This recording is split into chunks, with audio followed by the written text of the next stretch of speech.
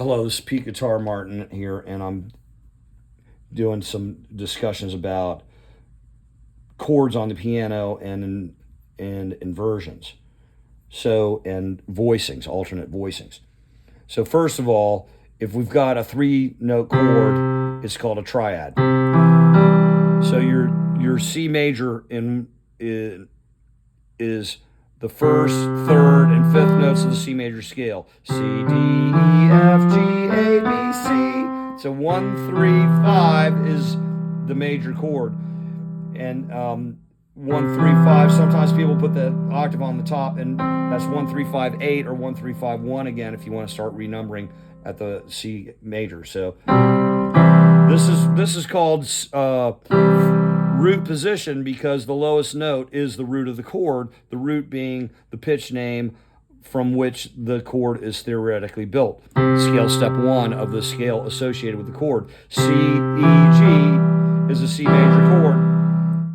As long as I have at least one C, at least one E, and at least one G, and I have no other pitch names, then it is a C major chord. But then you could play it E, G, C, which they call first inversion. I mean, inversions, like if I take these fingers and I invert them, I turn them upside down. I mean, it's technically not really an inversion. It's more like a shift. You went like this and you kind of shift it up. So, but that's what the term they use in music.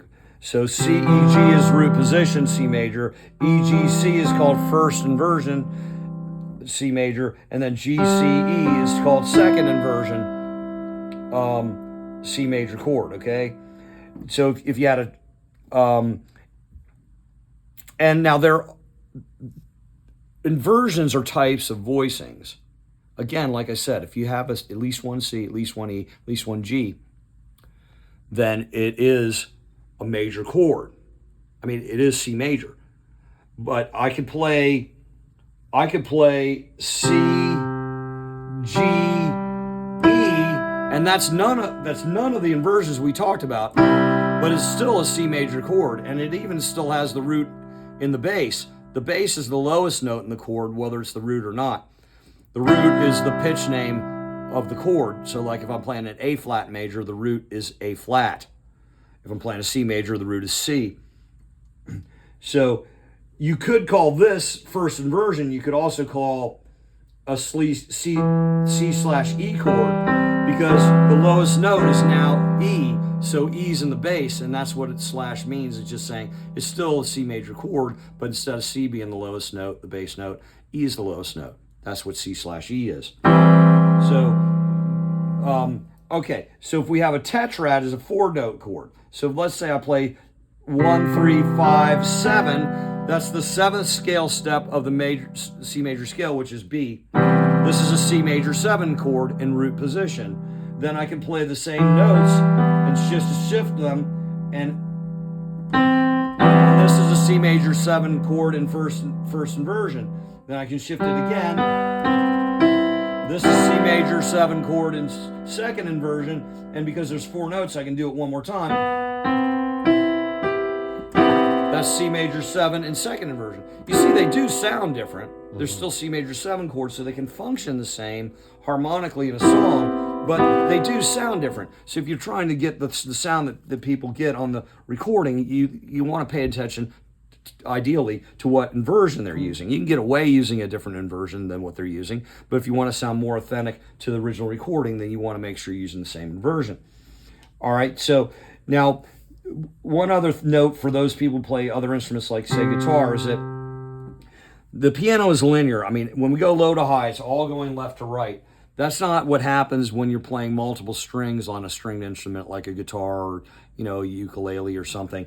You're not going to have it low to high all the time. You're not going to have everything in numerical order. So, like if I'm playing a C major 9, that's 1, 3, 5, 7, 9, which is 2. The 8 could be the 1. If I renumbered it, I could call it the 2. So it's helpful to know if you subtract 7, if it is a number higher than 8 in the chord symbol, you subtract 7. It's the same pitch name. So it's like so So if I'm on the 7, it's the same as saying I'm on the 2. So you can start the C and say, oh, the 9 is D. You know, but it's technically in the next octave, but on the guitar it doesn't happen that way because of the way the strings are set up. You can't. Sometimes you're playing the 9 lower than you're playing the 5 or the 3 on a guitar. But anyways, so those are alternate voicings. So we'll just end this little recording saying that, look, you can have all kinds of voicings as long as you have every note in the chord and every note name in the chord and no other note name. You can have them in all kinds of different orders. It's still the same chord symbol name. You know, if you want to be more clear, you could put a slash if there's something other than the root as the lowest note to show there's an alternate bass note. Okay, so that's all I want to say about that. But it's like what happens is in most rock songs, you have root position chords. Okay, all right. There we go. So like most of your rock songs are going to have root position, not always. Okay.